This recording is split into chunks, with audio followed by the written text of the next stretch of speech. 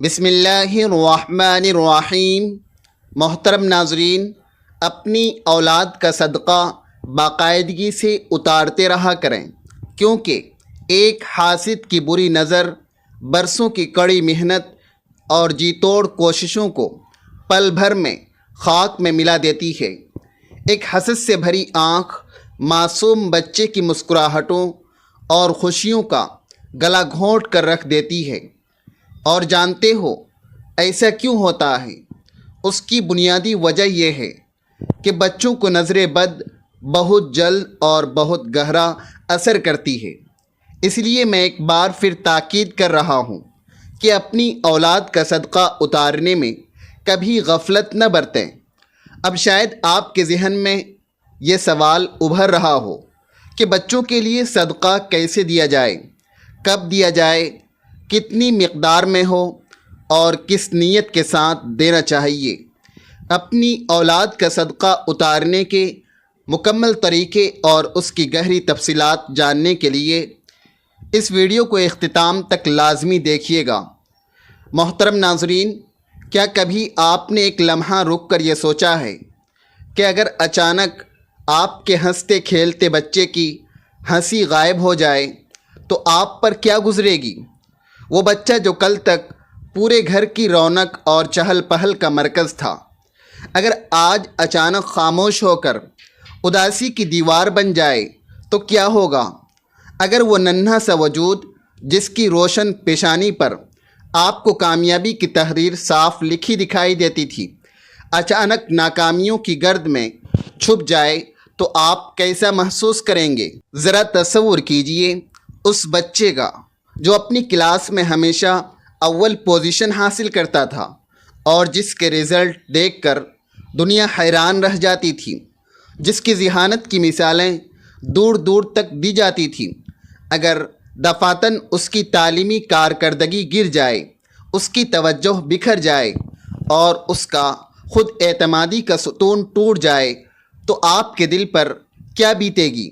وہ معصوم بچی جس کے حسن و جمال کی مثالیں دی جاتی تھیں اور جس کی پیاری ادائیں ہر محفل میں مسکراہٹیں بکھیر دیتی تھی، اگر وہ اچانک بیمار رہنے لگے، جسمانی طور پر کمزور ہو جائے یا اس کی آنکھوں کی قدرتی چمک مدھم پڑ جائے تو کیا ہوگا؟ کیا آپ نے کبھی اس حقیقت پر غور کیا ہے کہ بعض اوقات زندگی کی خوشیوں کو برباد کرنے کے لیے کسی بڑے حادثے کی ضرورت نہیں ہوتی، بلکہ صرف اور صرف ایک حاسدانہ نظر ہی کافی ہوتی ہے؟ سوچئے، اگر آپ کے لخت جگر کی کامیابی حسد کا نشانہ بن جائے اور آپ کو سمجھ ہی نہ آئے کہ اصل مسئلہ کہاں ہے، کیونکہ بظاہر تمام طبی رپورٹس نارمل ہوں، سارے ٹیسٹ ٹھیک آئے، مگر زندگی سے سکون غائب ہو، کامیابی روٹھ جائے اور خوشی کا نام و نشان نہ رہے تو کیا کریں گے؟ یہ سوالات آپ کو ڈرانے کے لیے نہیں بلکہ خواب غفلت سے جگانے کے لیے ہیں، کیونکہ اکثر والدین تب جاگتے ہیں جب بہت دیر ہو چکی ہوتی ہے اور نقصان ہو چکا ہوتا ہے۔ وہ اس وقت فکر مند ہوتے ہیں جب بچہ اندر سے ٹوٹنے لگتا ہے، اور وہ اس وقت حفاظت تلاش کرتے ہیں جب شخصیت میں دراریں واضح ہو جاتی ہیں۔ اب ذرا اطمینان سے بیٹھ کر سوچئے کہ اگر نظر کا وار واقعی اتنا خاموش اور جان لیوا ہوتا ہے تو اس کا روحانی علاج کیا ہے؟ کیا ہم اپنے جگر گوشوں کو ہر نظر سے چھپا کر رکھ سکتے ہیں؟ کیا ہم اس دنیا کو حسد کرنے والوں سے پاک کر سکتے ہیں؟ بالکل نہیں، ہرگز نہیں، مگر ہم اپنے بچوں کے گرد ایک ایسا روحانی حصار ضرور قائم کر سکتے ہیں جو ہر بری نظر کے اثر کو کاٹ دے، جو حسد کی آگ کو ٹھنڈا کر دے اور آنے والی ہر مصیبت کو راستے میں ہی روک لے۔ یہی وہ مقام ہے جہاں ہمارا دین مبین ہمیں ایک عظیم ترین ہتھیار عطا کرتا ہے جسے صدقہ کہتے ہیں۔ یہ محض پیسوں کا لین دین نہیں ہے، بلکہ یہ ایک طاقتور روحانی ڈھال اور ربانی حفاظتی نظام ہے جس کے اثرات بظاہر آنکھ سے تو نظر نہیں آتے، مگر زندگی کے واقعات میں صاف محسوس ہوتے ہیں۔ نبی کریم صلی اللہ علیہ وسلم نے صدقے کی ایسی عظیم الشان فضیلت بیان فرمائی ہے کہ انسانی عقل دنگ رہ جائے۔ احادیث مبارکہ میں واضح طور پر آیا ہے کہ صدقہ مصیبت کو ٹال دیتا ہے، بلاؤں کو دفع کرتا ہے اور عمر میں برکت کا باعث بنتا ہے۔ ایک روایت کے مطابق صدقہ رب کے غضب کو ٹھنڈا کرتا ہے اور انسان کو بری موت سے بچاتا ہے۔ جب کوئی بلا نازل ہونے والی ہوتی ہے تو صدقہ اس کے اور بندے کے درمیان سیسا پلائی ہوئی دیوار بن جاتا ہے۔ ذرا خیال کیجئے کہ اگر کوئی آفت آپ کے بچے کی طرف بڑھ رہی ہو، کوئی حسد یا غیر مرئی نقصان اسے پہنچنے والا ہو اور آپ کا دیا ہوا صدقہ اس کے سامنے کھڑا ہو کر کہہ دے کہ یہاں سے آگے جانے کی اجازت نہیں ہے، تو کیا یہ سودا مہنگا ہے؟ کیا چند روپے، چند لقمے یا کسی ضرورت مند کی مدد اس تحفظ کے مقابلے میں زیادہ قیمتی ہے جو آپ اپنے بچے کے لیے چاہتے ہیں؟ قرآن کریم میں بھی صدقہ و خیرات کی برکتوں کا تذکرہ بار بار ملتا ہے۔ اللہ سبحانہ و تعالی فرماتے ہیں کہ جو لوگ اللہ تبارک و تعالی کی راہ میں مال خرچ کرتے ہیں ان کی مثال اس دانے کی طرح ہے جو 7 بالیاں اگاتا ہے اور ہر بالی میں 100 دانے ہوتے ہیں، یعنی ایک خرچ 700 گنا تک بڑھ سکتا ہے۔ مگر یہاں صرف ثواب کی نہیں بلکہ سراسر حفاظت کی بات ہو رہی ہے۔ جب آپ اپنی اولاد کا صدقہ دیتے ہیں تو دراصل آپ یہ اعلان کرتے ہیں کہ اے اللہ، یہ بچہ تیری امانت ہے اور میں اسے تیری ہی پناہ میں دے رہا ہوں۔ میں اس کی خوشی، صحت اور کامیابی کو تیری حفاظت کے سپرد کر رہا ہوں۔ اور جب کوئی چیز کائنات کے مالک کی پناہ میں آ جائے تو پھر دنیا کی کوئی بھی طاقت، کوئی نظر اسے نقصان نہیں پہنچا سکتی۔ نظر بد کا انکار ممکن نہیں، کیونکہ خود اللہ کے رسول صلی اللہ علیہ وسلم نے فرمایا کہ نظر حق ہے۔ ایک اور روایت کا مفہوم ہے کہ اگر کوئی چیز تقدیر پر سبقت لے جا سکتی ہے تو وہ نظر ہوتی ہے۔ اس سے ثابت ہوتا ہے کہ نظر کا اثر کتنا شدید ہو سکتا ہے۔ مگر اسی دین نے ہمیں علاج بھی سکھایا ہے، دعائیں بھی سکھائی ہیں، معوذتین سکھائی ہیں اور صدقہ بھی سکھایا ہے، کیونکہ بعض اوقات نظر کا اثر فوری نہیں بلکہ آہستہ آہستہ ظاہر ہوتا ہے۔ وہ دھیرے دھیرے کارکردگی متاثر کرتی ہے، صحت کو گھن کی طرح کھا جاتی ہے اور خوشیاں سلب کر لیتی ہیں، جبکہ انسان سمجھتا رہتا ہے کہ شاید یہ کوئی وقتی یا عمر کا تقاضا ہے، مگر حقیقت کچھ اور ہوتی ہے۔ خاص طور پر وہ بچے جو بچپن میں ہی غیر معمولی نمایاں ہوں، جن کی ذہانت سب کو حیران کر دے، جن کی آواز میں جادو ہو، جن کا رزلٹ سب کو پیچھے چھوڑ دے، جن کی معصومیت اور خوبصورتی محفل کا موضوع بن جائے، یا جن کی صلاحیتیں سوشل میڈیا کی زینت بنیں۔ ایسے بچوں پر نظریں زیادہ جمتی ہیں، اور یاد رکھیے کہ ہر دیکھنے والی آنکھ دعا نہیں دیتی، بعض دفعہ تعریف کے ساتھ ماشاء اللہ نہیں ہوتا، اور دل میں چھپی محرومی حسد کو جنم دیتی ہے جو نظر کے ذریعے اثر دکھاتی ہے۔ اسی لیے باشعور والدین اپنی اولاد کا صدقہ مسلسل اتارتے رہتے ہیں۔ وہ کسی مسئلے کے پیدا ہونے کے انتظار نہیں کرتے بلکہ پہلے سے ہی حفاظتی تدابیر اختیار کرتے ہیں۔ وہ ہر کامیابی، ہر بڑی خوشی اور ہر نمایاں کارکردگی کے بعد کچھ نہ کچھ اللہ تبارک و تعالی کی راہ میں نکال دیتے ہیں، گویا وہ اپنے عمل سے کہہ رہے ہوں کہ اے پروردگار، یہ نعمت تیری عطا ہے اور ہم اسے تیری رضا کے لیے خرچ کر کے محفوظ کر رہے ہیں۔